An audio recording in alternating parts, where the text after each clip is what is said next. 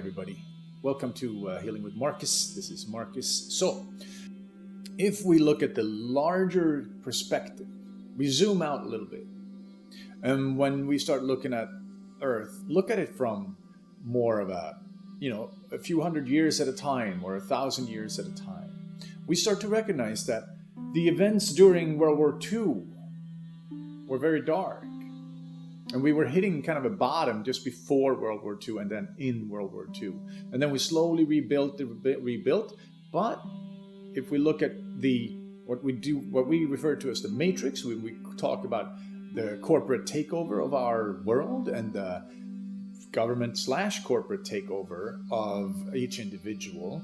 And part of why we are reaching this the bottom point of our dark night of the soul is that the pressure that's coming from the matrix, and what I call the matrix is that the conglomeration of these corporations connected to the governments, to the military-industrial complex, all of these things make up what we call the matrix, and it's the agreements that we have entered as a species, as a member of humanity, of humankind.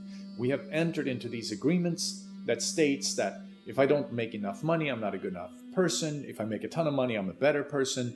If I do this and that, I'm a good person. And all those agreements that we have entered from early on, very early in our lives. Now, because it's so disconnected from original source energy, it's so disconnected from Earth Mother, we can see that Western civilization is creating almost like a very unhealthy movement of energy where it's like a snake biting its own tail. We can see that on one level we have humans creating plastic over here, then we have some humans that are buying it and then throwing it out in nature, and then we have some who are trying to collect it and make nature better again. But we can see that this is a very unhealthy cycle, where one part of humanity is abusing and using the other part of humanity in order to make more money, and they somehow feel justified in doing that. And unfortunately, our well-being is last on the list of what's important. Profit margin, money is more important than the health of humankind or Earth Mother.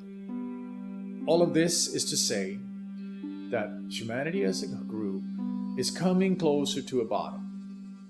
And potentially, if you are part of the waking up, and I believe you are because you're watching this video, you've watched this far into it, so I believe you are part of the group that's waking up.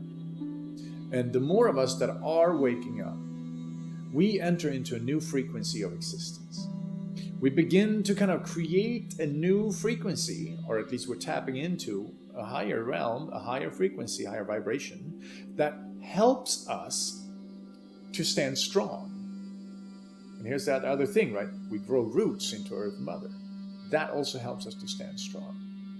So as you stand stronger, you start vibrating higher, and you can see through the propaganda of the Matrix. And in a way, you are already free. Now that freedom journey can keep going. But people like us, we're going to start to more and more find each other, create more and more communities, conscious communities. And at some point, we may be able to affect society, help break the Matrix, or the Matrix is going to keep its heavy-duty, kind of negative, fear-based vibration, and they're going to go in a certain direction, while people who are vibrating in another direction, we sort of vibrate out of the consciousness level. Could be that there are separate real realities being formed. Could also just be that a little bit like when two people walk out of their house in the morning. One person, let's say it's raining, right? One person may say, "Oh my God, I can't believe it's raining today. That's terrible. Oh my God, on my day off and it's raining." And this person goes on and on. Or they're saying, "It's raining too much." Then there's another person that comes out of their door and they look up at the rain and they go, "Oh my God, Earth Mother is feeding her children. Life on our planet is going to grow more from this water coming down." the trees are getting more nutrients. Life is happening more. And in return, when the trees grow more, we can even eat more apples. So it's kind of a circle that comes back around. These two people come out of the same door with two completely different worldviews. And the person who is all kind of into their negativity, they might have their whole day ruined by the rain. The other person may be super happy about the rain and have their day made by the rain.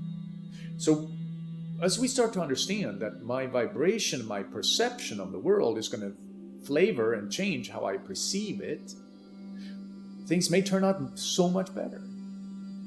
I've said this story before, but I'm going to share it again. I lost a car 2.5 years ago, and then I lost two more right after that. But that car, the first car, got stolen. And when I couldn't find it, I was in awe. Like, I was shocked. I was like, oh my God, somebody would take and it was not a new car, and it was beat up. So I'm very surprised. The first thought that struck me was, oh goodness, Spirit must want me to have a nicer car. And it turned out, the sequence of events turned out that I got a much, much nicer car. And I had, it was completely out of my hands what happened. But it was really beautiful to see the events, how they unfolded. And I also know that if that had happened to me years earlier, before my spiritual awakening, before I got more solid on the walk, my first intention, or in like my knee-jerk reaction, would be, oh my God, I can't believe this just happened to me. I'm never going to get another car. It's never going to work out. I'm broke. It's not going to happen. But this time, I knew that this would lead to something better.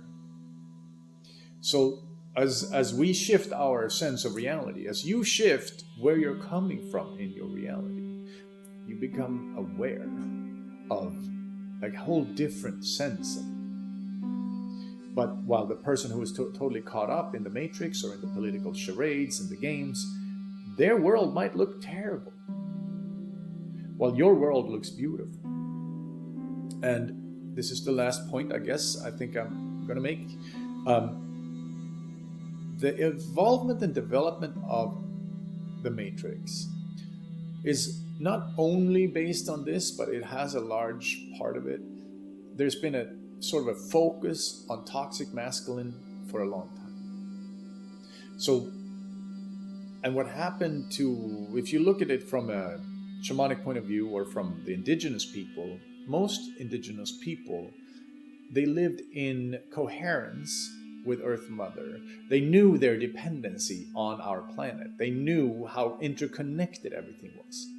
And like in South America, in the Amazons, the indigenous people there came up with this idea for how to create the black soil, black earth. And they put that onto the Amazon, and that some people believe that that's why the Amazon is so diverse and rich on life, because normally the soil there would be pretty poor in nutrients. But this black soil that the original indigenous Indians down there came up with, 1,000 years ago, has created what we have now called the Amazon rainforest.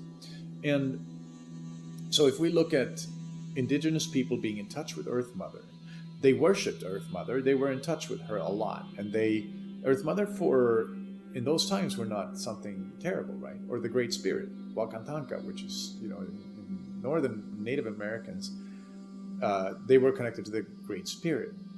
And the Great Spirit and Earth Mother has a very different energetic connection than when we started thinking and believing in that mental image of an older man on a cloud with a big beard. We call him he. We say God Father. And over the years, over the last 2,000 years, when we've been worshiping a he in the clouds, unfortunately, it meant that everything upwards, which is logical thinking, which is mind-oriented, which is like very much toxic masculine, which is logic kind of perceives everything or succeeds everything, and We're very much in the left part of our brain, that's where masculine lives, right? It's in the box, it's logic. That became so much more important than the emotional true nature, groundedness of Earth Mother. And also in our belief system, we started talking about hell being below and heaven being above. Also, mentally, we started worshiping more and more mind. We started worshiping more and more logic and more a male god in the sky. This led us to not be connected to Earth Mother. This led us to not be connected to our original source. And when we break it down, when we start looking into what life on our planet really is about, life on our planet, of course it came from somewhere else, but it's here now. It's basically a frequency and a vibration, and a bunch of processes, thousands and thousands and millions of processes happening on Earth Mother, very similar to how they're happening in your body, of creating more life, life regenerating itself, cells dividing in our bodies. And if you look at animals and trees and humans as cells on Earth Mother, we're also dividing, creating more life all the time.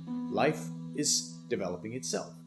So, but by disconnecting from Earth Mother, but by saying that hell is below, by saying that everything feminine is negative, that it's scary, that when women express their freedom, their creativity, even if it be love or dancing or whatever it might be, nudity, whatever it might be, from the male perspective, that can be threatening if it's in toxic masculinity. When it's in sacred, divine masculine, of course, we're holding space to keep the divine feminine safe. But it turned poisonous, it turned toxic. In a way, we were kicked out of paradise. And to a certain degree, by believing solely in a male figure on a mountain or on a cloud, our whole reality shifted from worshiping Earth Mother, being in touch with Earth Mother, to almost thinking that everything below us is evil. And it doesn't count. It's less worth than it kind of, psychologically speaking, it turns masculine into the dominant force, feminine into something that we don't really need to take in consideration, and it doesn't count, right? Of course, luckily, there's a movement of regaining power for the divine feminine. Part of the feminist movement, it's been great that it's been coming up, right? But part of it turned toxic too. Part of it just turned into, we're going to grab power from the men. But then there's the beautiful movement of the organic, natural movement of just freedom of creativity. Freedom of getting back into contact with Earth Mother, grounding us into Earth. That will help us shake up the toxic masculine that has been running so much of our world. Because there is a part of masculinity that's beautiful that we need. We need strong warriors. We need strong men to step up to the plate. But these are not strong men who takes orders left and right. These are strong men who will take orders when it's correct. We will follow when we feel like it's in alignment. But we won't follow just because we're told to, because that is a very unhealthy place to be. This is the rise of the divine masculine and the divine feminine together. The yin and the yang, right? We are rising together. That is what happens when we break free from the matrix. And we start to worship each other. We start to hold space for each other. We start to see each other. It's a beautiful part of this process. So, the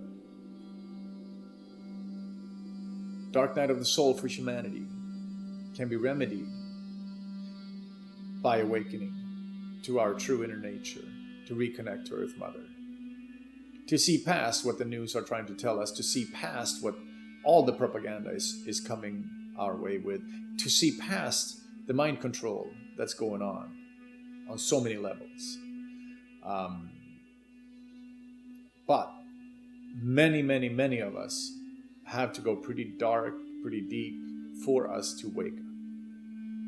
And it is an unfortunate truth, but it is still, nevertheless, is a truth for big parts of humankind, is that we have to reach a bottom to see that what we're doing now doesn't work.